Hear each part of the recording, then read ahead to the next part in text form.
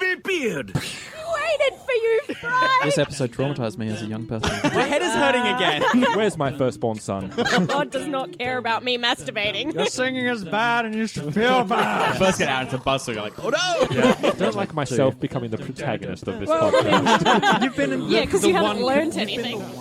Shut up and take my podcast. I actually completely forgot that we do it in weird ways every time. Yeah.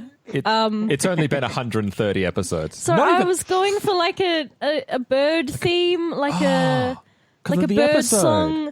Yeah, look, now I feel stupid. No, God. look, you gotta get creative. We're this long in. There's only so many voices we can do. Yeah, well, there's only so many voices I can do. On Shut Up and Take My Podcast. Very Segues good. out the arse here. Very good. The original Australian Futurama podcast that pits episode against episode in a bloody glorious gauntlet battle for your entertainment. And as always, as established, I'm joined here by Ellen. Oh, I've really shrunk my cloaca throughout this episode. And that was my one, so damn.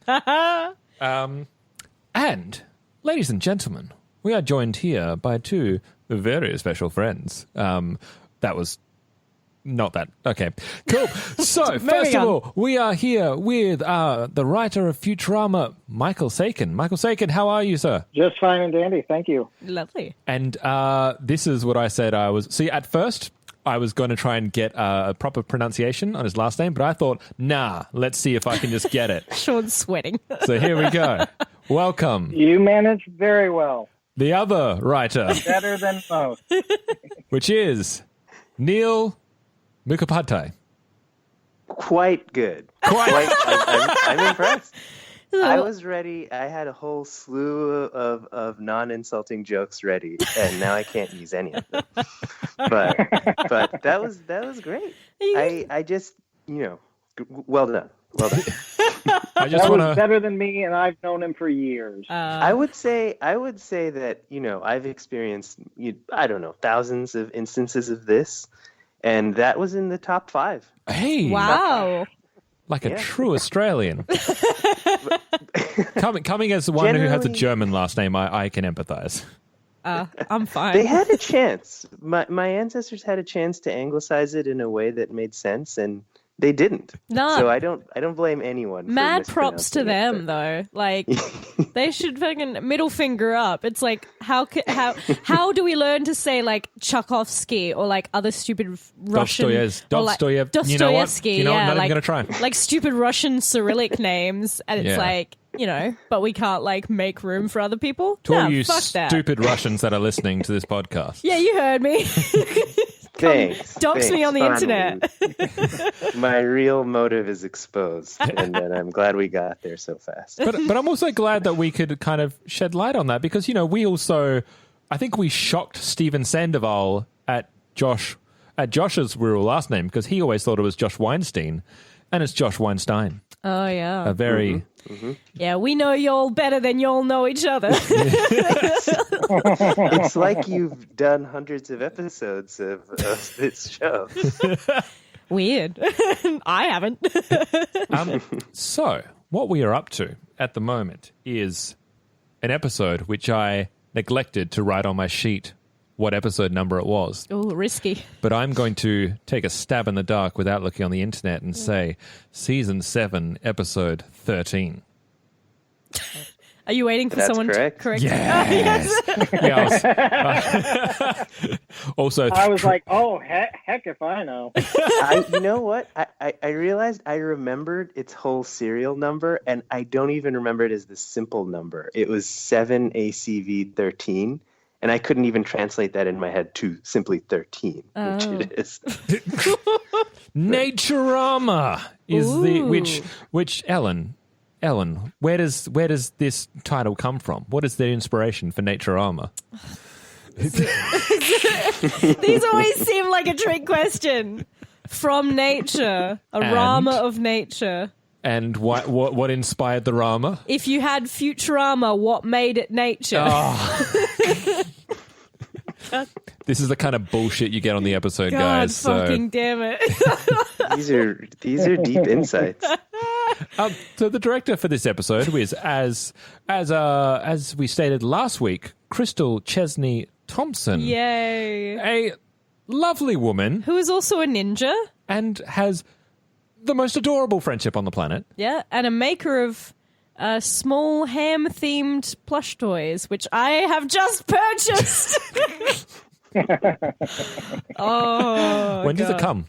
Well, I got a PayPal receipt a few days ago. Okay, so it's legit. From the woman herself. So Amy Steinberg, Crystal's website did not give you a virus. Unless she's just scamming me. Unless she's just taking my money, which, that's fine. And we have 3 writers for this episode. Number 1 being Eric Rogers, who decided he had better things to do than to be here. I'm completely joking because, Eric, we love you and please come back on the show. Yeah. And the other 2 writers are with us, actually. Watch me do this again. Michael Saikin and Neil Mukhopadhyay. Bravo. Did that get worse? I think it did. It's a little different, but it's still in line. It's still good. It's still good. It's half the alphabet. My name comprises half the alphabet. How can it be? It's impossible. Well, at least you're not Welsh. Neil At least I'm not Catherine Zeta-Jones. That's true. I would love to be Catherine Zeta-Jones. Zeta-Jones. Isn't it? Zeta? Oh, see? I have no place to be a hypocrite here. I can't even say that right. We're all out here. That classic Welsh name, Zeta-Jones. We're all out here getting everyone's names wrong. What was that, Michael? I just said like music. Oh. Neil's pronunciation.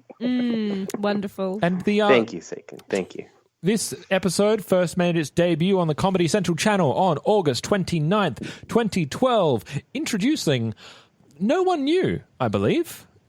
Just a fuck ton of newly designed characters. Yeah. Because it very much has a scary, terrifying, beautiful nature theme involved. Yeah. Look, nature is horrifying, and we are right to destroy it. as Australians. Well, good, because we're very good at it. Yeah, so good at it. All of Australia's on fire. Our bad.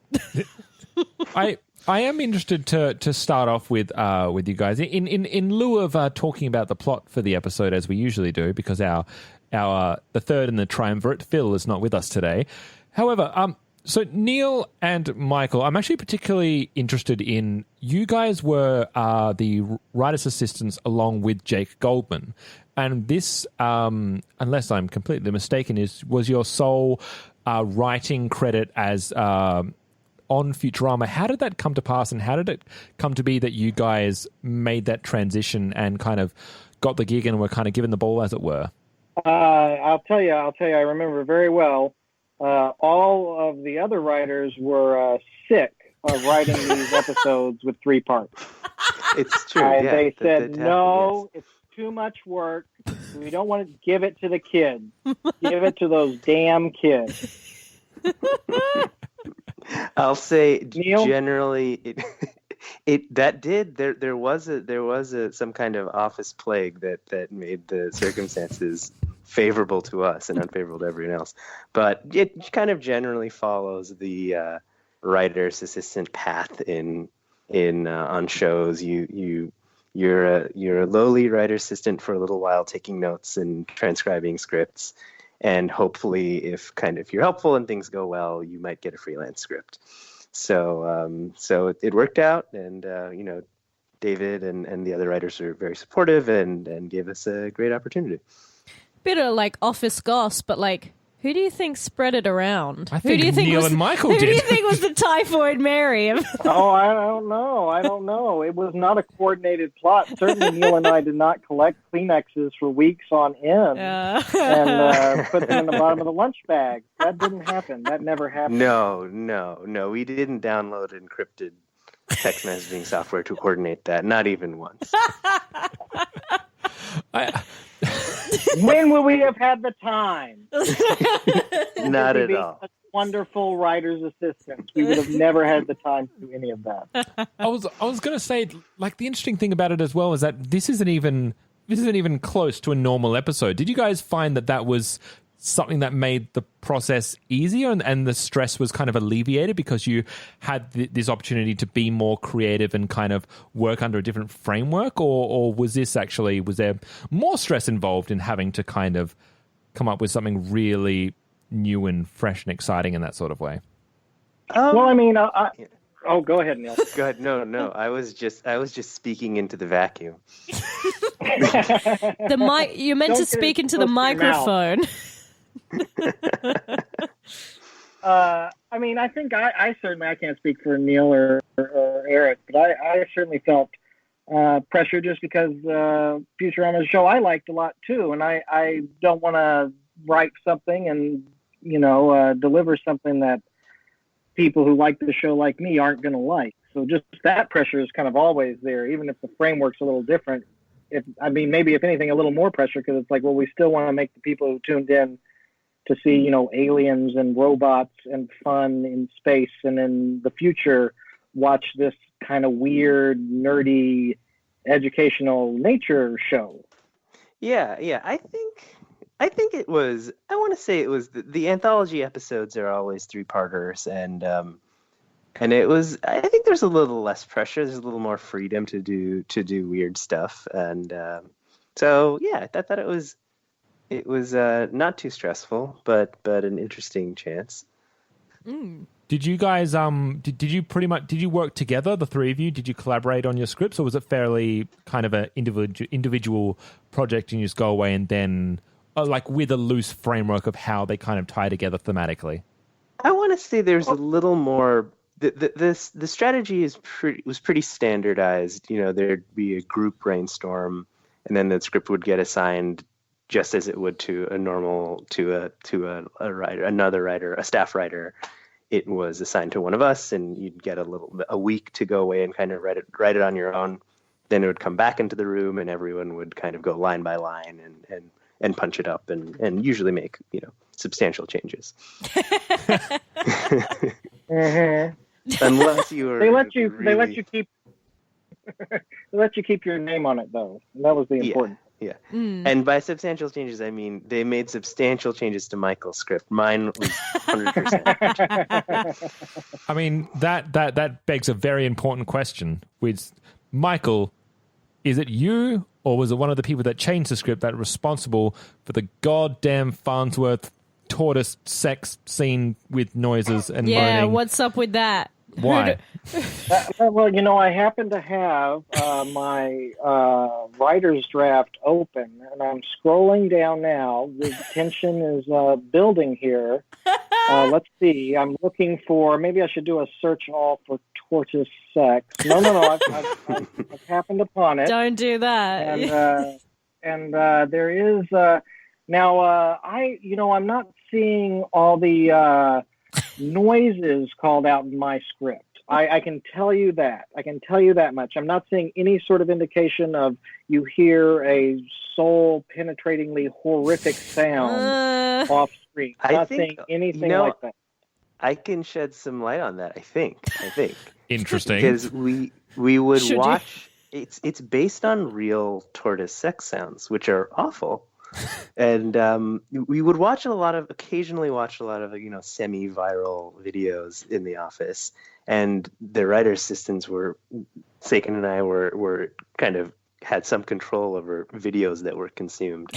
And at the time, there was a popular viral video of a tortoise, I think, having sex with a shoe, trying its finest to do it, and it was making crazy sense. I don't think Neil, I've seen what you do in your one. personal life has no business on the podcast.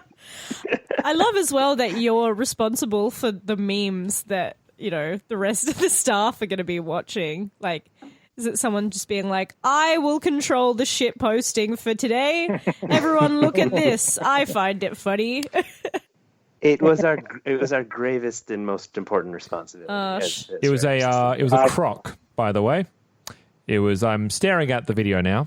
A turtle having sex with a croc. Oh. Can you imagine the wedding?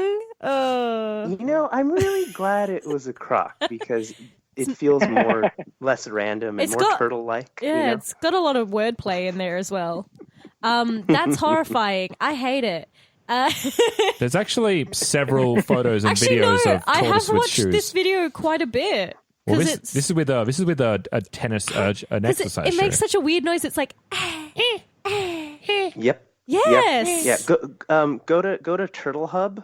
No. It has a lot of You first. My history is already tainted by looking up tortoise sex shoe. Don't type any of that in. The government will come right after you. That is none of that. I think turtlehub.biz. I think the RSPCA are the ones who are going to come for you. Yeah, they're horrible little creatures, aren't they? God. Well, yeah, because like they're part of their that sex noise is they use that to make the velociraptor. Part of the Really? Yeah, part of the velociraptor noise, because obviously they've got other noises in there added to make it a bit more of a animal soup. Are they all sex noises, or is it just the tortoise? No. I don't know, to be honest, because the T-Rex is largely koala. Yeah. Oh. And the the little kind of glossal onset, the little puff of air kind of thing, the velociraptors, you can kind of hear it when they're communicating to each other. Now I can. It's all I can hear. So turtles watching Jurassic Park get aroused and don't understand why. God have mercy upon their poor souls. All tortoises are just following Steven Spielberg now. Really? Turtles these days, though, turtle sex used to be completely silent, and then they started watching Jurassic Park, and now they're doing all sorts of weird stuff that turtles in our day didn't do. You know, they're slow to follow trends, but when they do catch up, there's going to be a lot of animal-related jokes. I'm so sorry. So, Neil, for yourself, how did you how did Neil get into the seal? What was kind of the impetus for you? Was this, once again, was it something that was kind of complete the ball past you, and then you kind of thought of this process, or how did the elephant seal story kind of get broken? I think there's a day, as for every episode, there's at least a few days of just really blue sky pitching on what the episode could be, and David Cohen knew that they wanted to make a nature documentary style episode. So we were just pitching like every single animal combination, and I happened to watch a lot of nature documentaries growing up. So I just had tons and tons of pitches. And I think it was just selected out of a big list, and I was glad, because there's a real there's a narrative, it's competition, it's more of a sport than just plain old vanilla reproduction. So you haven't been reproducing right. You don't think it's a sport. Is it based on an actual documentary? Because the font and everything, even the style of the Mutual of Omicron kind of logo, that all looks so familiar. It looks like it's a play on something, but I couldn't figure out what it was. But is it meant to be something really specific, or is it just meant to be one of those kind of blancmange of every nature documentary you watch? We're Australians, help us. It is a specific reference to Mutual of Omaha in the States. Used to sponsor nature documentaries. I can't remember. Do you remember what it was? The specific one was called, Michael? It wasn't Jack Hanna's Mutual of Omaha. It was something. Mutual, was it Wild Kingdom? I think it's Wild Kingdom. So yes, the answer is absolutely. It's a very direct reference to an old nature show in the 60s and 70s, I think. Probably later than that. But I've got it here. Wild Kingdom, there you go. Narrated by Marlon Perkins. We're Australians, so we're only used to Steve Owen. Well, yes, some mad lad kind of wrestling a crocodile for absolutely no reason. Well, this is Get in there. Go on. Yes. I understand there's not a lot of turtle sex in Australian nature programming. I don't know why, but not now. No. We kind of replaced that with wombat sex. Or actually, I've walked while I was doing a hike near my house. Where are you going with this? I heard this horrifying noise, like more horrifying than the Farnsworth Tortoise Sex noise. This like growling, and I thought maybe it was like a feral dog or something. And it was, two koalas kind of not mating, but a male was obviously like trying to mate, and the female was just like so funny. She was like halfway up the tree, and he was just kind of down on the ground. Obviously, I think he'd just been rejected, and she just kind of made like a swatting motion at him, as if like, get out of here, you. That's what a walkabout is, right? You go and see koalas trying to have sex but not. That's my understanding. That's my new understanding. It's a rare occurrence, but when you see it, it's beautiful. No. When you see it, you see it. I think that's all I can say. I gotta say, like, this episode, just in general, is one of the more violent, disgusting, and like, I think of the salmon. Just every time a goddamn fish hits a rock, or gets its head bitten off, or seals are slapping into each other, or there's just I have a segment on Shut Up and Take My podcast, and it's called Death Tally. And so I keep track of every time something or someone dies in an episode. And there's a lot. Did you do it for this one? I sure did. Hey. I can let you know. Oh, should we take bets? Of what the number is? Or yeah. who? No, on the number. All right, I want to for say it. 12. 12 deaths. 12 deaths over 3 segments? Yeah. Well, Michael, Neil, do you want to get in on this action? I'll give you $5. You know what? Let's go through them. I'll do my best at going through them. Oh, okay. Having just seen the episode again. Oh, damn and it. we'll see how many I miss, because surely it's a few. But, okay, I think Scruffy is the first to die, maybe. Scruffy gets horribly bitten into. Yeah. Which was disturbing. And I remember... it was disturbing at the time. I was disturbed again, and then even more disturbed when Hermes had his entire face bitten off. Not his head, his face. Yeah, but that would have been a quicker death. Eric. Was Scruffy still speaks afterwards. There are two. So we're at 2. Then I think. Oh yeah, and then everyone dies at the end of that episode. So, do we count natural deaths? Let's put 6 more. Fuck yeah! No natural deaths. No. I thought we only counted like violent deaths. I guess any death counts. Unnatural death. Let's count all of them. No, I already submitted 57. mine. Oh wait, okay, no, I'm already missing some. Morbo. What's the name of the other newscaster? Not Morbo. But the Linda. other one. Linda died. Linda's the first one after, right? Right. Haha! I corrected the writer. Then they just all die. You don't even need to do a scene by scene count. You just, who are the characters at the beginning? They all die. There's 10. There's 10 at the beginning. So that's a tally. Look, that's a lot. 10 in the first 7 minutes of the episode. I can tell you that Amy gets eaten in the Pinta Island tortoise. Thanks, Michael. Oh, yeah. Yeah. And all Right. the little birds die more than once. Yeah. Because they go through several generations by the time they get up to the top of the hill. Yeah. And then goddamn Bender Seal squashes, what, 7? 7 babies? Yeah, 7 pups. And then Kif gets just brutally also squashed.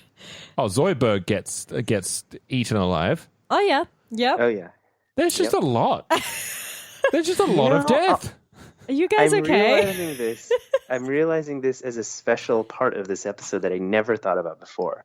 In the first segment, Zoidberg does not get shit upon. No. He is a predator. He gets to eat a bunch of the cast. There's no jokes at his expense. it's a special episode. It's I would Zoidberg's say world, baby. We're just living in it. But yeah, it's worth mentioning that was Eric's portion. I believe the two of you shit on Zoidberg quite significantly in yours. Oh yeah, we're more traditional. So, Yeah, we want to, yeah. don't rock the boat. Eric and his fancy ideas of not shitting on Zoidberg. They were wild and short-lived, clearly. It's kind of interesting as well. When we started getting into the second run of the show, we realized that Futurama had gotten a lot sexier. Like, there wasn't an episode that went by that some sort of sexual encounter or nudity or sexual proclivity wasn't brought up, and this one's no exception, really. It's just been It's just all about sex, isn't it? rollicking, moist ride. They did have so part of that, I think, is the transition to Comedy Central, which there's, it is instead of being network television, it's cable in the States, and on cable there's a bit more freedom. And I remember they encouraged us to swear, but I think we never really took them up on that. I do remember myself trying to get the word boner into this episode, and it was especially not allowed. We could say shit, but we could not say boner. You can't say boner? So, Who were you getting to say boner? Was that a Bender line? There was I pitched a Bender line in that he was going to say bone my way out of something, and that was not okay. That's so now, strange. Maybe that was just propriety. I love that that's the line. Like, that's the line we draw. Yeah, but this whole episode's about fucking. We can't. We cannot get around this, guys. We simply can't say bone. You could say shit. You could. I think we could even say. We could say the big F, but we could not say boner. What? What's the big F? It might be different in Australia. Fuck. French fries. Censor. Freedom. Oh yeah. Oh god. Yeah. This episode has quite a lot of awful visuals, but it was also quite informative. Like, did you guys actually kind of go through nature facts and kind of like base the episode around that, or did you just kind of try and find ways to kind of add that in? Oh, Lord, no, it is all made up. If you believe anything you saw, I am so sorry. That was a grave mistake on your part. There were seeds, as with any good lie. There were seeds of truth. Seeds of truth. There's a very old tortoise on some island that is the last of its kind, right? Yeah, Lonesome Hubert was based on Lonesome George, and he has since passed away. And I'd love to think up in Turtle Heaven he's watching this episode maybe today in our honor. Oh, he only died 7 years ago. Oh wow! Wait, how old was he? He was 102. I don't think that's quite old for tortoises, is it? Lonesome George was a male Pinta Island tortoise. In his last years, he was known as the rarest creature in the world. Because he's the last of his species. Oh. So, known for being an ending. Jesus Christ! Wow. Have a great day, everybody. Fitting with the incredibly dark themes of the episode. Wow. Even the real life story is dark and sad. When Wikipedia wants to shit on you too, that's pretty low. But good news, he is taxidermied and on display at the Charles Darwin Research Station. Oh fuck! That's Really? Thank God. Is that what you'd want done to your remains? No, I just want If to. they could put me next to him, that'd be fine. Just right next to him, so I know somebody would show up. Just on Michael's tombstone, known for ending. Known for ending. An interesting question that I have for you guys is, looking back on the episode now, is there anything that you can look at and critique yourself on, or think that could have been done better, or wish that you could have changed, or do you look back and it holds up and you're pretty happy with kind of the way it was formulated and the way it came out? I think it was pretty good.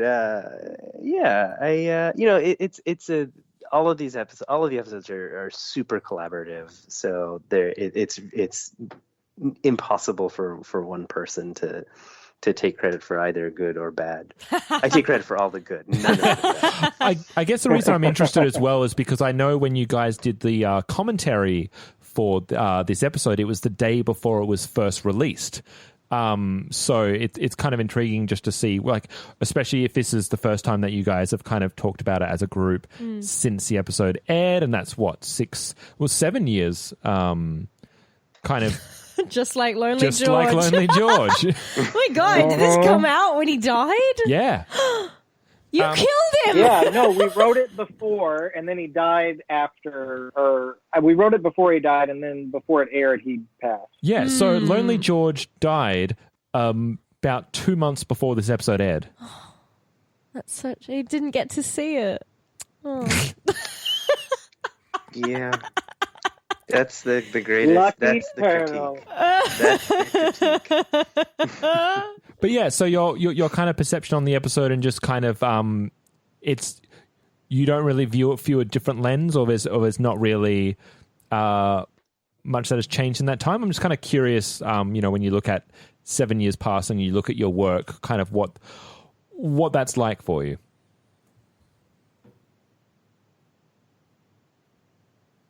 Oh, it just makes me feel old. I was like, it came out 7 years ago. It seems not all that long ago, and yet here we are. It's kind of weird to watch because, I was kind of thinking back for me, back then when we were working on Futurama, and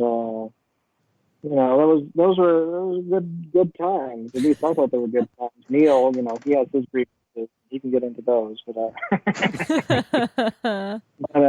was just it was really a great group, and I just found myself in some weird way, like, kind of daydreaming as I watched it, and just thinking about us sitting around and putting them all together and stuff like that, and looking, we need a joke for this Mutual of Omicron thing and all that, and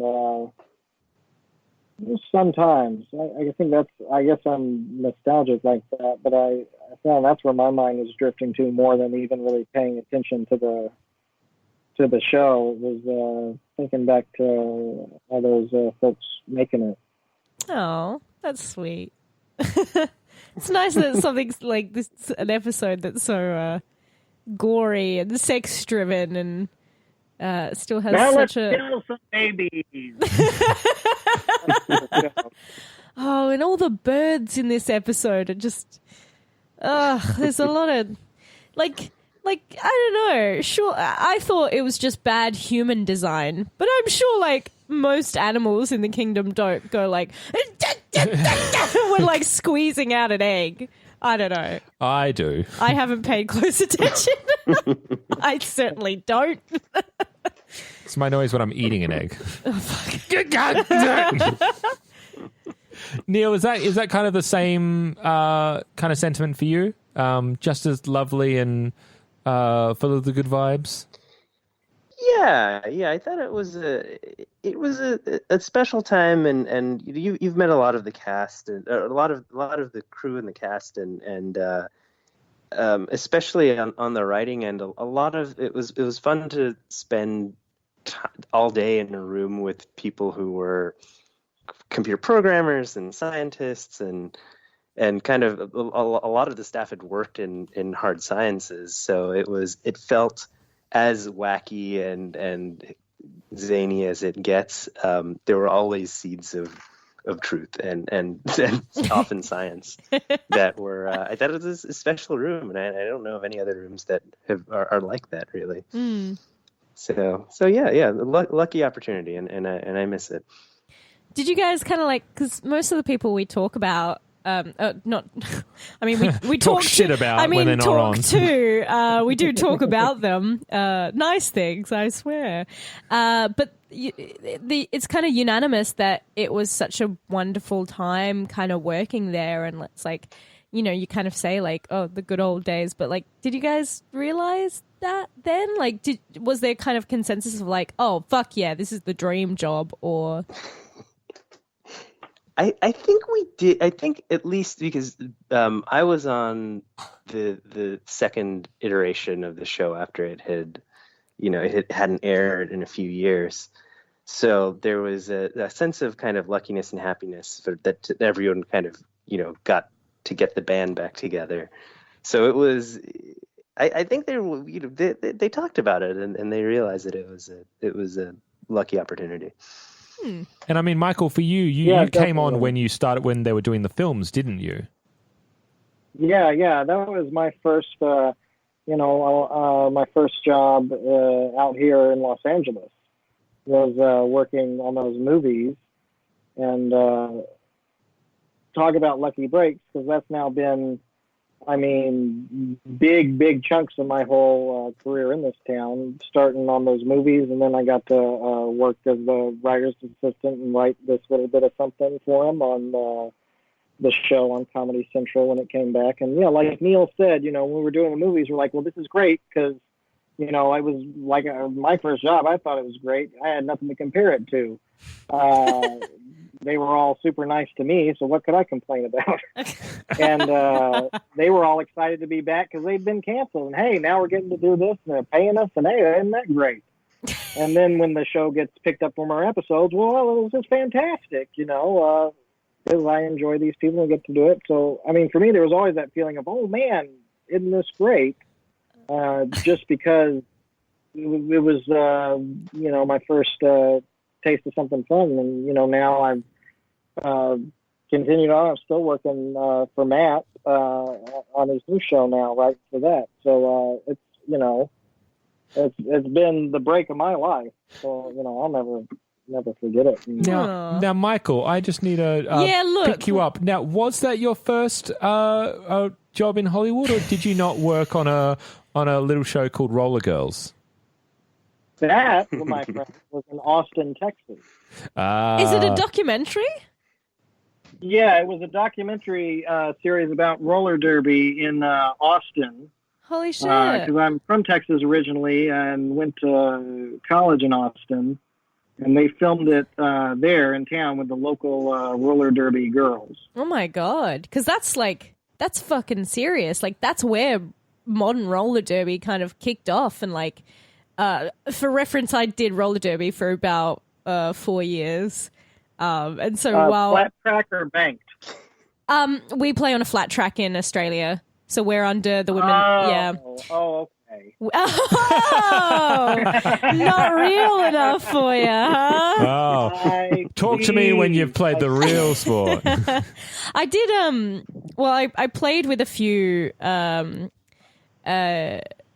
American kind of roller girls, or I trained with them because we had like a big kind of boot camp down in Sydney that I kind of flew over for, and so.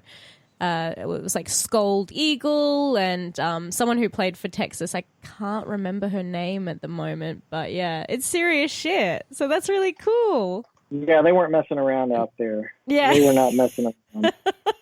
You know what? Screw it. This is just I'm just opening up the interview route now. We can. I have a question for both of you because this is the one that I love asking because we interview people and sometimes they'll say yeah, and then I moved to Hollywood and I got my first job. I have a question. How?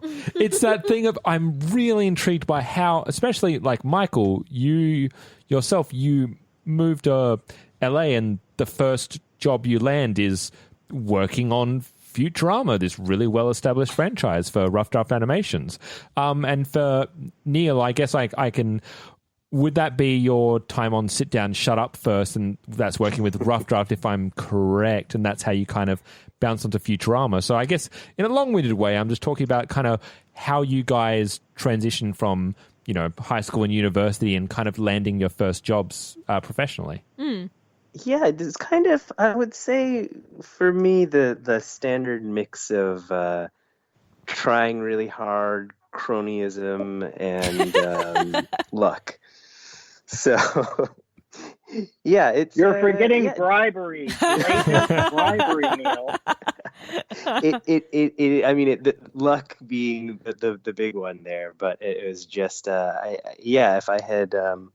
I moved out with the standard dream and then just luckily I knew Josh Weinstein was on Sit Down, Shut Up as well. And I wrote for the college humor magazine that he wrote for as well. So I didn't have a direct in with him, but from a different job that I was turned down for at Sony, that gave me an in to getting an interview at Sit Down, Shut Up, which was a 20th Century Fox show. So once you're kind of in like a family and you don't just totally shit the bed as an assistant, they're like, oh, hey, you know what? Let's get that guy that didn't shit the bed that time. and let's just, he can at least kind of like move and follow orders. Like, let's get him again. And some of the executives who were working on Sit Down, Shut Up were involved with Futurama. So then I used that cronyism to get an interview on Futurama. So yeah, just the ladder of luck. That's so good to hear as well, because like, we're used to kind of constantly going for things and not getting them, like as actors, but to remember that sometimes it's the jobs that you don't get that can still leave a good impression is it's good to remember and remind ourselves. And also to not shit the bed. I remember explicitly the people who interviewed me, and for I forget what the other show is called. And when I didn't get it, they're like, "Oh yeah, we'll keep you in mind for something else." And I'm like, "Yeah, right. Everything I get. I'm young, but I get that." But then they did, so it was good. You had to immediately like eat your words. Yeah. Yeah. And Michael, what about yourself? Because obviously you move, and then you, after your stint on Roller Girls, you just apparently moved to LA and land Futurama straight away. You skated on over. I must know. I was just strapped on my roller skate, got out on that highway. Well, actually, the producer of Futurama at the time, Lee Supersinski, and I are both from the same town in Texas. And through the grapevine, heard he was starting up on a thing, and I said, well, let me send my resume into him. And I guess he wanted to help a fellow Texas guy, and said, well, look, if you want to come on out, you can have this job on Futurama. And I said, hey, get it up. I will accept. Yes, if I must.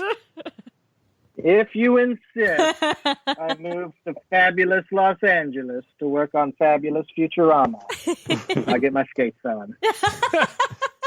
And then you just kind of hip and checked everyone through the door on your way to stardom. Now, we actually do move into quite a confrontational part of the episode. Yep. So the very first part of the flat episode... track or banked? Your choice. Your choice, my friend. You're on our ground now. You're on our turf here in Australia. We play it on flat track. So this is actually the gauntlet part of the episode, where we take the current winner, which is Free Will Hunting, which if you guys cast your mind back to season 7, it's the episode where Bender is trying to search for free will. I remember that episode. Oh, yay. And I think it should win. Well, that episode is got. You know what, Michael? I'll throw the floor to you first. You have a choice between Free Will Hunting and Naturama, and I'm happy to open the floor. Even if you do pick your own episode, I require you to justify the reason why. This is just nepotistic and like all the other shit they said.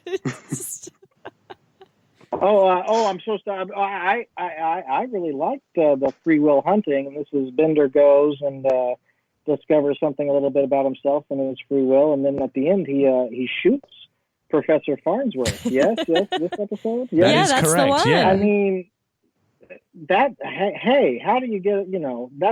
That's Futurama. Bender shooting somebody. Come on, how are you going to not vote for that? I don't. I just. I think it's obvious. That's the obvious choice. Is that the only choice? Is there? Do I have a different choice? I can pick Naturama. No. Bender shoots the professor. Number one. Violence wins the day either way. That game, that actually, Okay. you've thoroughly surprised me, sir. However, Neil, we're gonna Your turn. throw the floor over to you. The floor is the floor is floor under is you. lava. Well, okay. I love that episode as well, and I think those are great arguments. It was a full 22-minute narrative, which is great. You get to tell a full character story. But I am going to try, for the sake of argument here, I'm gonna try for Naturama. Ooh. And why? Shall I? Okay.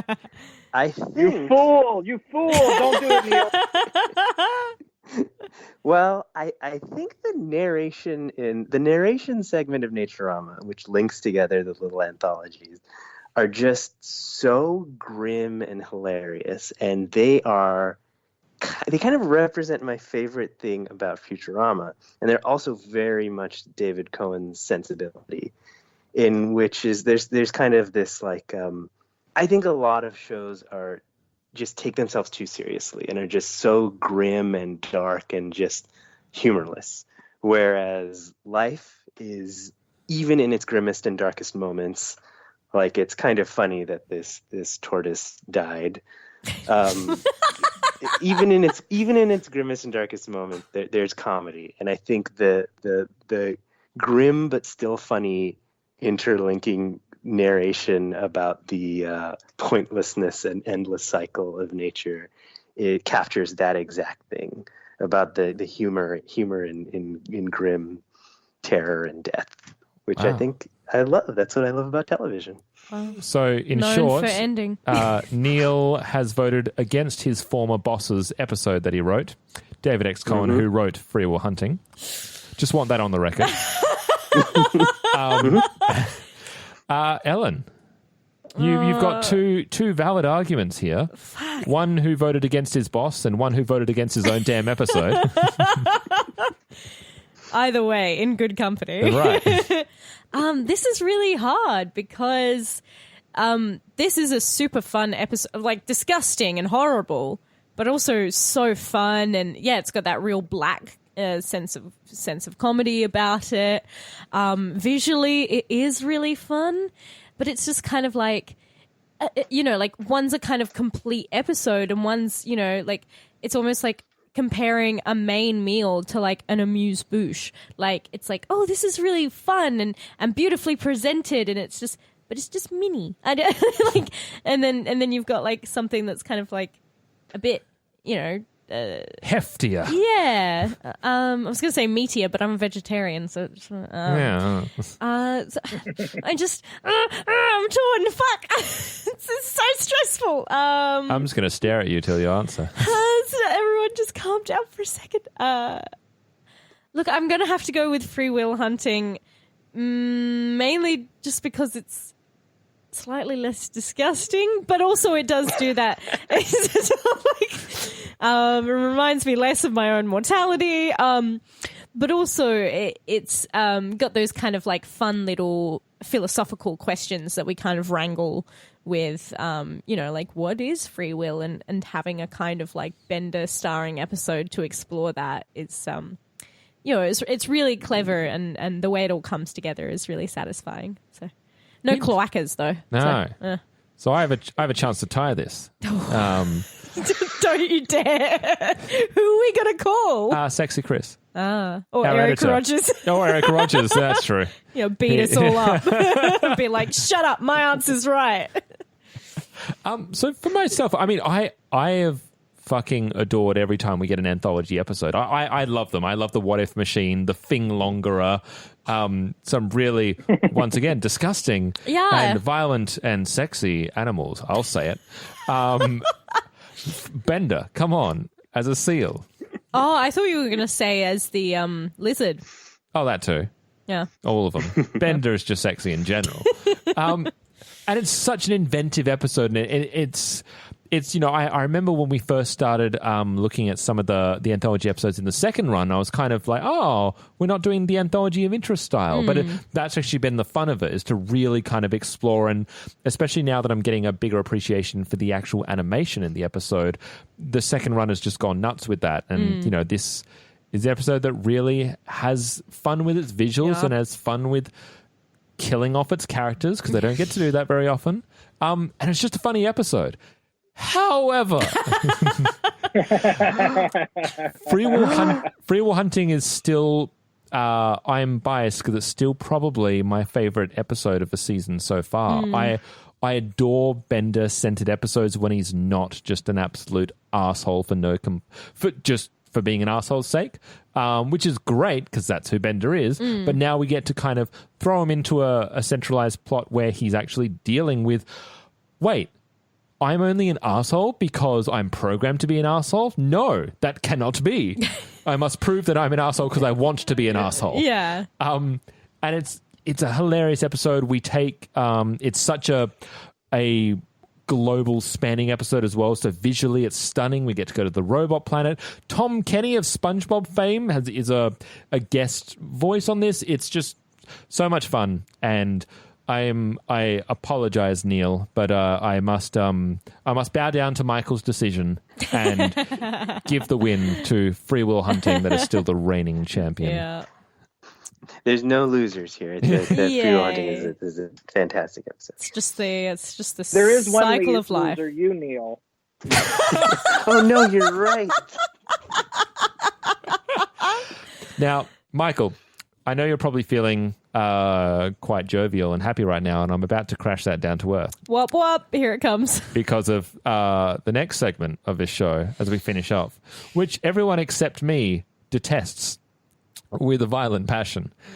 And it is a segment of the show where we all attempt to mimic one voice from the show. We show our true colors as voice actors, and we do our best impersonation. And I deliberately chose not to tell you about this before the episode. I must let you know that everyone before you has done a voice. Stephen Sandoval, Eric Rogers, Josh Weinstein, Crystal and Amy. So if you back out, it's fine. It's fine. There's no judgment, but you will be losers. We will have to add you to the loser hall of fame. And in tradition, we do we put the ball squarely in your court to begin with. The one saving grace is you get to pick any character in Futurama that you would like to grace us with the voice of. And I'm happy for either of you to decide first. There's a deathly silence on the other line. I'm just desperately trying to think of who all is on Futurama. That's all that's running through my head right now. Who are the characters? I should have had a list or something ready. I've got a strategy. Well, I think I'm going to... Michael, I'm going to write down what you're going to do. Give me a second. Okay. I've written down. Go for it, Michael. Let's hear your strategy. Oh, no, I thought Neil said he had the strategy. Sorry, Neil. Go ahead. So, the Turing Test, right? It's this test, the basic, featured in Blade Runner. It is. Where, you basically, a human does an interview with you can't see the human can't see the person or computer that they're interviewing, and they have an exchange, and then the human determines if that person is if that entity is a computer or a person. And the way that some computers have won and successfully passed the Turing test in the past is by being really angry, just like assholes. Oh. And so I feel like a little bit of that can be applied in doing art. It is I, Lur, from All right, it's just you just do an angry voice, and you can you get close to it, loud and angry. That's what I'll do. Lur. Or Morbo, That's a great. Oh no! Wait! Morbo can be for me. Morbo is all. Okay. That is not how windmills work. Because what you've discovered there is that's the same voice. Yes, it Yes. is. Just all Yes, they are. loud screaming. Ah. Ellen, How about go fuck yourself? that is not a character. That's pretty angry. What's a Morvo line? God damn it! I hate this fucking segment. God fucking. And you know it's coming every week. Judy Earthlings. Can't do it. Fuck. Oh my god. You know what? Do Scruffy. Do Scruffy. Scruffy's got a. He's I'm fine he's with this. This is fine. You know what? Or should I just go for my? I'll just go for my Wernstrom. Oh yeah. What's a Wernstrom line? Is it just like "I'll get you, Farnsworth"? There we go. You just holy shit! Are you a writer for Futurama? Here we go. I'll get you, Farnsworth, if it's the last thing I do. Ha ha ha ha ha ha. Great. very good. We've all humiliating ourselves. I gotta say, I feel it's interesting that most of you do Morbo.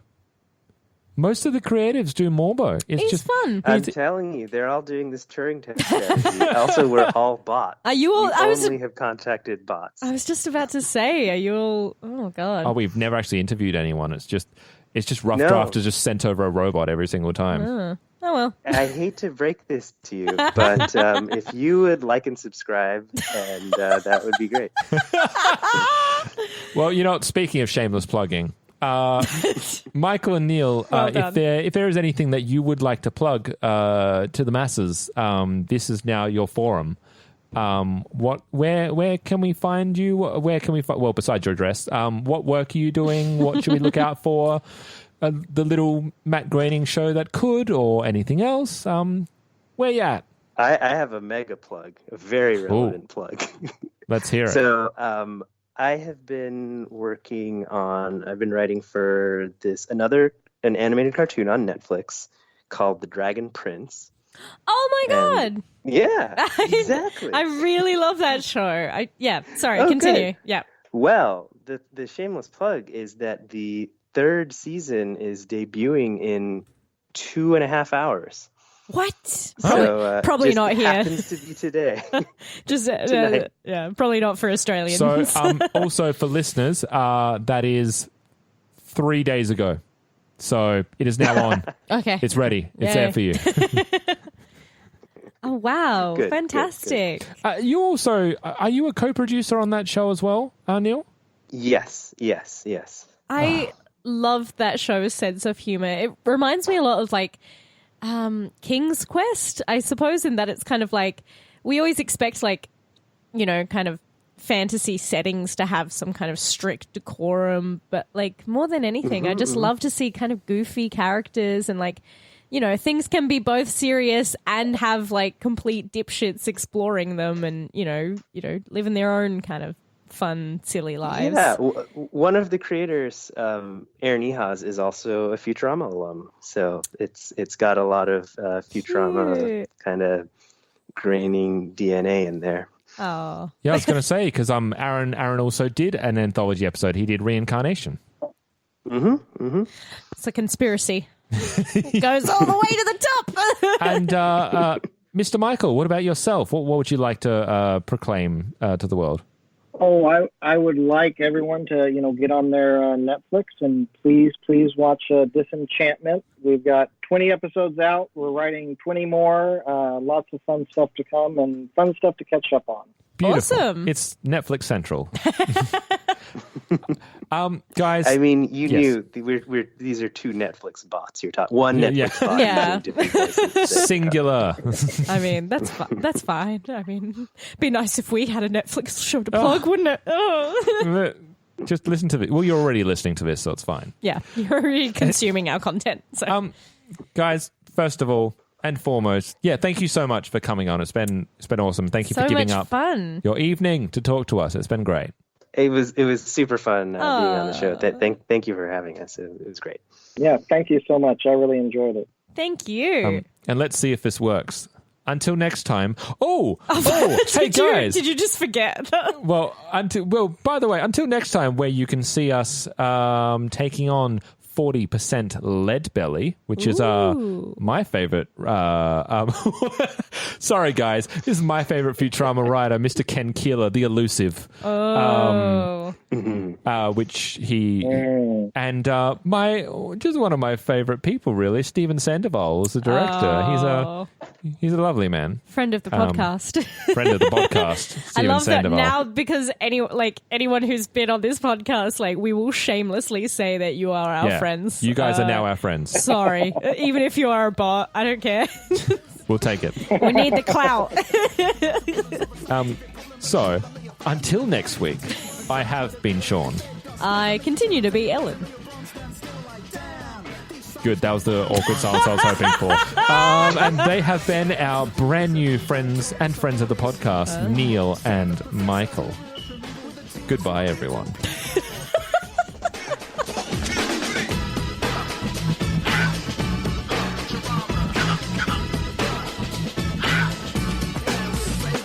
Thanks for tuning in. If you'd like to contact us, you can do so by emailing us at babybeardmedia@gmail.com. Our socials are Facebook, Twitter, and Instagram @babybeardmedia. And if you're looking for a way to support us, the best way you can do it is by jumping onto iTunes or the podcast app and giving us a 5-star rating and a nice review. It goes a long way to helping us. Otherwise, if you'd like to join us next week,